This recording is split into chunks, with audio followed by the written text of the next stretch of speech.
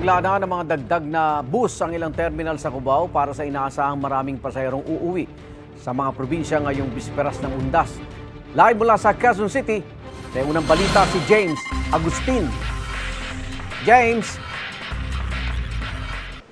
Gang, good morning. Maluwag pa naman sitwasyon sa ilang bus terminal dito sa Cubao sa Quezon City. Mamayang hapon pa hanggang gabi, inaasahan yung dagsa ng mga pasahero. Pero ngayong umaga, may ilan tayong mga kababayan na piniling bumiyahin na pauwi sa kanilang mga probinsya.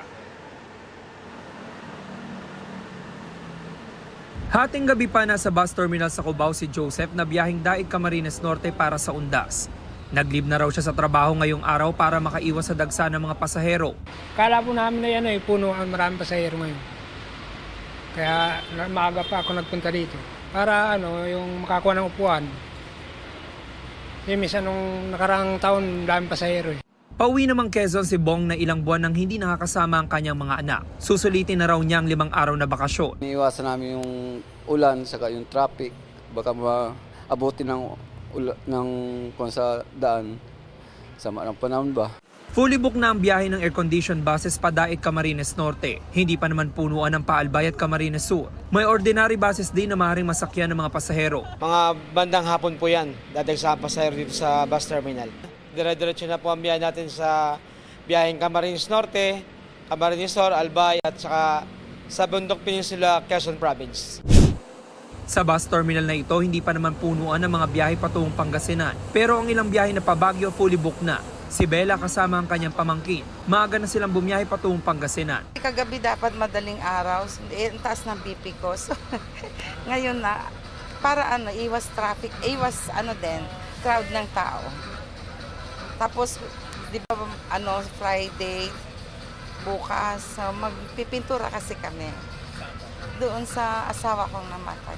Mahirap sa mga commuter natin yung mga chance passenger. Kaya may mga extra bus tayo para sa mga walk-in passenger.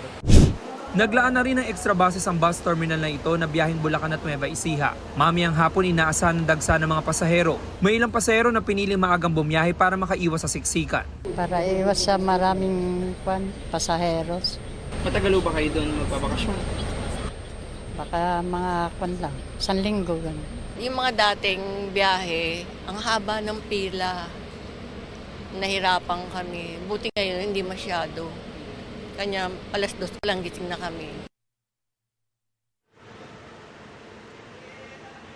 Samantala, may mga police assistance desk naman dito sa mga bus terminal na naikutan natin na maaari na puntahan ng mga pasero kung meron silang problema o di kaya naman kailangang idulog sa pulisya. Bukod naman dun sa mga pag-iikot ng mga pulis na nakita natin sa mga bus terminal, nagdagdag din ng puwersa ang MMDA dahil pinapayagan yung mga provincial buses na makadaan dito sa kabaan ng EDSA.